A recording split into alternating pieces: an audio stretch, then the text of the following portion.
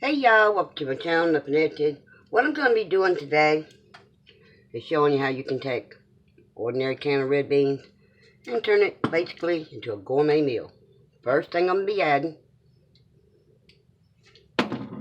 is some crackling grease. Now I made this myself. It's hog lard, crackling grease, whatever you want to call it. That right there by itself jacked this stuff up. So I've got that added. I'm going to let it melt.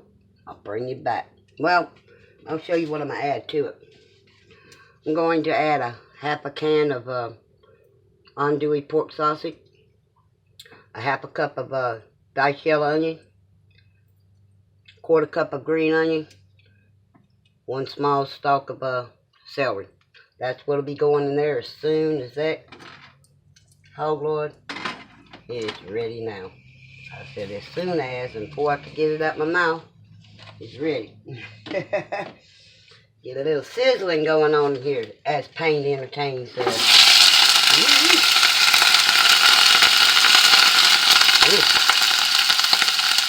Alright.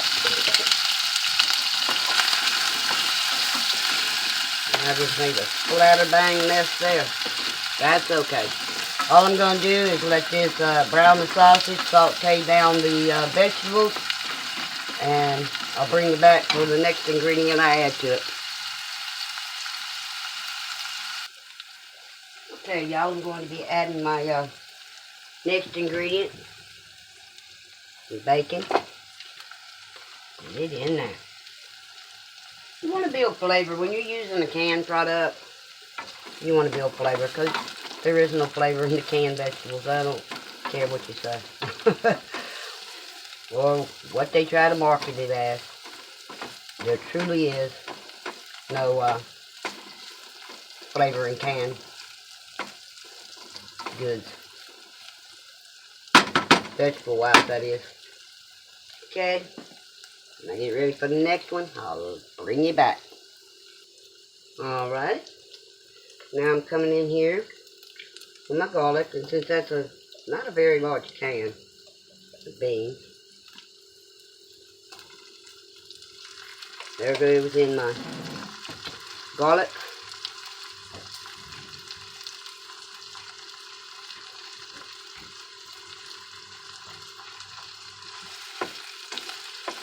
I'm going to just move that around a little bit. That sausage is browning, so the vegetables have wilted down.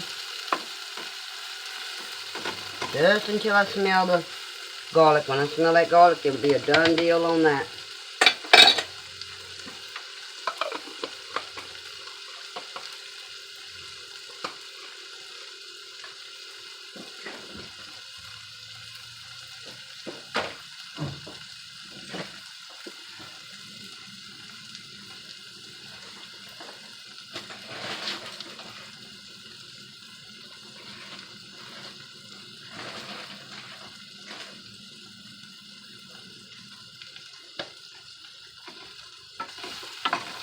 Alright.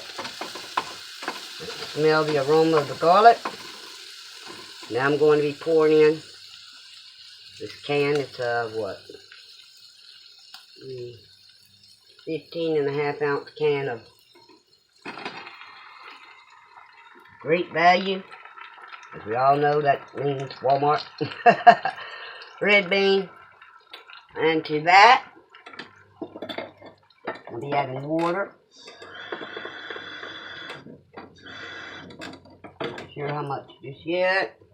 I'm going to use this, stir that water around in that can to get all the good stuff out of the bottom of the can. See, there's very little liquid in there. And I want these beans to cook now. The reason I want them cooked down, those beans are not cooked all the way. See, they're hard. They're hard as a brick. Some people eat them like that. I don't. Alright, so that's about a half a can of water. Just going to let that come up to a good simmer. I'll bring you back. While I'm waiting on it to come up to a simmer, I'm going to use one little wedge of frozen bell pepper. And you know, I'll take it out before I eat it, because I'm not a fan of bell pepper. But this is going to cook, y'all, for about 30 minutes, maybe a little longer. I will put the lid on it once it comes up to a simmer. I'll kick it back. Right now, I've got it on 6. Well, I'm going to turn it up to high because I want it to come up like I want it to. Then I'll kick it down to electric stove top, so I'll kick it down to between 4 and 5 and just let it simmer with the lid on for about 30 minutes. Then I'll remove the lid and let the liquid cook down in it. And if need be, if it doesn't thicken up, I'll show you a old trick to thickening up the bean gravy. Alright, y'all. I forgot to add the dash of pepper.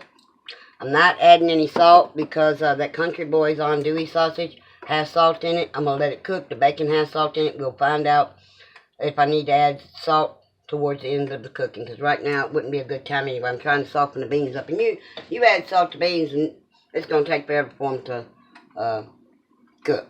Alright, we got it almost to where I want it.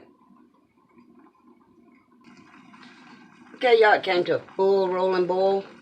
Now I'm going to cut it down and put it between 5 and, like I said, it'd be 4.5. Between the 4 and 5. Alright, now I got it like this. And I just want it to simmer until those beans are good and tender the way I want them. Putting the lid on it. And I'll see y'all when the beans are tender. Okay, y'all, this has been simmering, and that's what I'm calling simmering, for about 15 minutes. You see it's starting to thicken up. The gravy's starting to thicken up. So I'm going to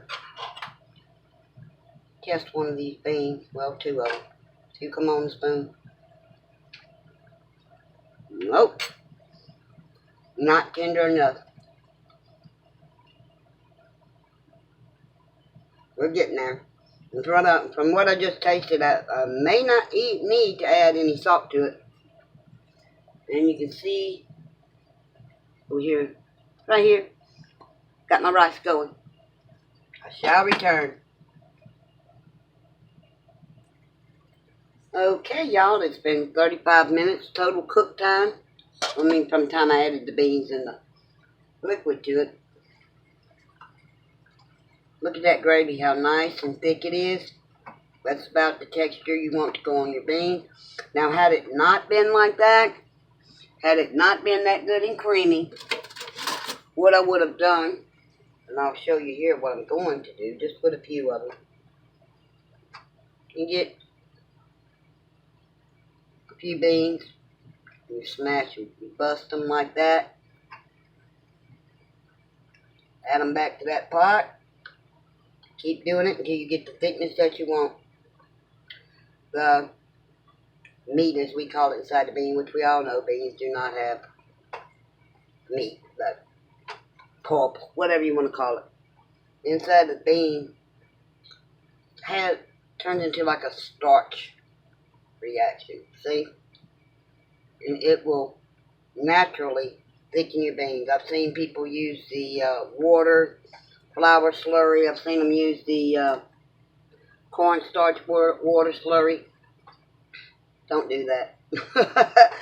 Anyway, y'all, these beans are ready. And if you notice, the bell peppers are gone. I pulled the bell peppers out at the 25-minute mark because they served their purpose and that's it. But this is what you're looking for. That creamy red bean gravy. So y'all, this is how you turn an ordinary can of red beans into gourmet red beans. You serve that on top of rice. You can add a dash of your favorite hot sauce, which go for it if that's what you want to do. If you don't, you also can garnish it with some raw onions, whether it's green or yellow. And of course, on the side, you totally need cornbread. And yes, I have cornbread. My cornbread is in the oven. And that's what I'm doing. Now, I'll show you what I like to use. And you're going to say these are discolored. And they are discolored. I admit it. This is one of the best sauces I've found. It's pepper sauce. It is jalapeno, but it is not hot. Notice it says jalapeno pepper sauce. It is delicious. It's off color because I've had it for about a year or so, maybe longer. The longer pepper sauces sit, in my opinion, the better they are. This is Tabasco pepper. See how off-colored it is? I won't eat it unless it's off-colored, though. The longer you let this sit on the shelf. Now, this one I know I bought like 2 years ago. I put it in the back of the cabinet, left it there until I opened it. But this is the sauces of my choice that I add to my beans, to my red beans. So, y'all, what do y'all add to your beans? What goes with your beans? Hit me down there in the comments. And you can add bay leaf to that, which I did not add bay leaf to it because bay leaves I have are just super duper strong and it would overpower my beans and I didn't want that. So, thanks for watching. Please like, subscribe, and by all means leave a comment. This is Nothing Edgy, and I'm out. I'm back. As you can see, I've got my red beans served up. Got my onions on top, a little dash of hot sauce, and the other thing, you can't eat red beans and rice without some good homemade cornbread. Not Jiffy Mix, real cornbread. Alright, y'all, I'm gone.